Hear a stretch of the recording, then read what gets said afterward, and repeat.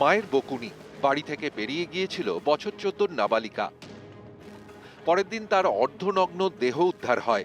তদন্তে পুলিশ জানতে পেরেছে নাবালিকাকে ধর্ষণ ও খুন করা হয়। গ্রেফতার করা হয়েছে সৌমিত্র রায় নামে এক ই রিকশা চালককে। এই ঘটনা থেকেই শিক্ষা বিধাননগর পুলিশ কমিশনারেটের।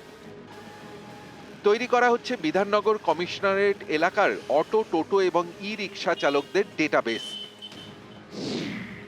এর জন্য তাদের ভোটার কার্ড, আধার কার্ডের ফটোকপি থানায় জমা দিতে বলা হয়েছে। প্রত্যেক অটো, টোটো এবং ই রিকশা চালকদের নাম তোলা হবে রাজ্য পুলিশের ওয়েবসাইটে www.pcc.wb.gov.in। এই ওয়েবসাইটে অটো, টোটো এবং ই রিকশা চালকদের নাম তোলা হবে। এতদিন এই সব চালকদের সম্পর্কে কোনো তথ্য বিধাননগর পুলিশ কমিশনারেটের হাতে ছিল না। এই তথ্য ভান্ডার তৈরি হলে কোনো চালকের অপরাধের ইতিহাস রয়েছে কিনা তা জানতে পারবে পুলিশ।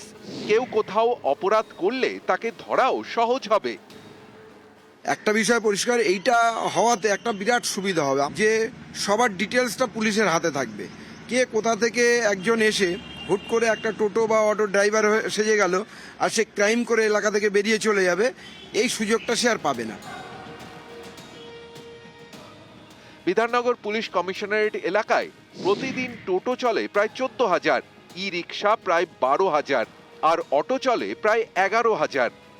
এইসব অটো, টোটো এবং ই রিকশা চালকদের তথ্য সংগ্রহের কাজ শুরু হয়েছে। টার্গেট ফেব্রুয়ারির মধ্যে কাজ শেষ করা। আমাদেরও সুবিধা, যাত্রী যারা যাচ্ছে তাদেরও সুবিধা হবে, তাদেরও কোনো অসুবিধা হবে না। আমাদের পরিচয়পত্র থাকবে বা তাদেরও কোথাও অসুবিধা হলে তাদের ধরতে পারবে। উঠে আমাদের খুব ভালো লাগলো যে এই সিস্টেমটা করার জন্য আমরা তাদেরকে স্বাগত জানাই। আমরাও চাই যে এই জিনিসটা হলে আগামী দিনে আমরাও সুবিধার মধ্যে থাকতে পারবো এবং প্রশাসনকে সহযোগিতা করতে পারবো। ক্যামেরায় খোকন দাসের সঙ্গে সুস্মিতা মণ্ডল এবং অনুপ চক্রবর্তী, নিউজ 18 বাংলা।